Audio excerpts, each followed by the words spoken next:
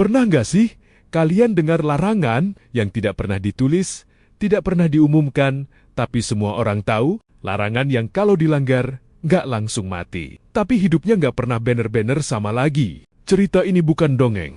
Ini kisah yang masih dipercaya sampai hari ini. Dan anehnya, aku sendiri tumbuh di tempat itu. Desa tempat aku tinggal tidak istimewa. Bukan desa wisata. Bukan desa angker yang sering muncul di berita. Tapi, ada satu hal yang membedakan desa kami dari tempat lain. Kami punya larangan. Satu larangan saja, tidak pernah ditulis. Tidak pernah dijelaskan alasannya. Jangan membuka pintu setelah terdengar 3 ketukan di malam hari. Bukan ketukan biasa. Bukan orang memanggil nama. Hanya ketukan. Pelan, berapi. 3 kali. Sejak kecil, larangan itu tidak pernah diajarkan dengan kata-kata. Kami mempelajarinya dari reaksi orang dewasa. Setiap kali malam tiba dan suara ketukan terdengar, orang-orang langsung mematikan lampu, menarik anak-anak masuk kamar, mengunci pintu.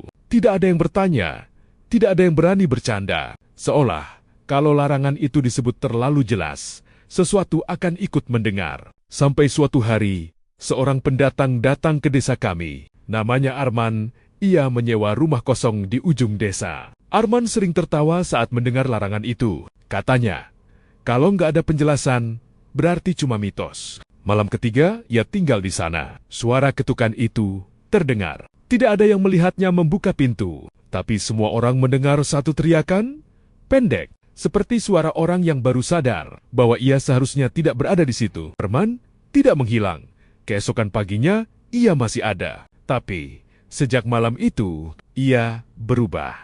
Ia tidak pernah keluar rumah setelah maghrib. Ia selalu mengunci pintu bahkan di siang hari. Dan setiap kali seseorang mengetuk pintunya, bahkan hanya sekali, Arman langsung menutup telinganya dan berbisik, "Jangan 3 kali, jangan 3 kali." Bertahun-tahun kemudian, aku bertanya pada kakekku, kenapa larangan itu tidak pernah ditulis? Kakek hanya berkata, karena dulu pernah, katanya, saat larangan itu ditulis orang-orang justru mencobanya. Mereka penasaran, mereka ingin bukti, dan sejak saat itu, yang melanggar tidak selalu mati. Beberapa pulang, tapi tidak pernah banner-banner kembali. Sampai sekarang, larangan itu masih ada, masih tidak tertulis, masih tidak dijelaskan. Dan malam ini, kalau kamu sedang sendirian dan tiba-tiba mendengar 3 ketukan di pintu, ingat satu hal.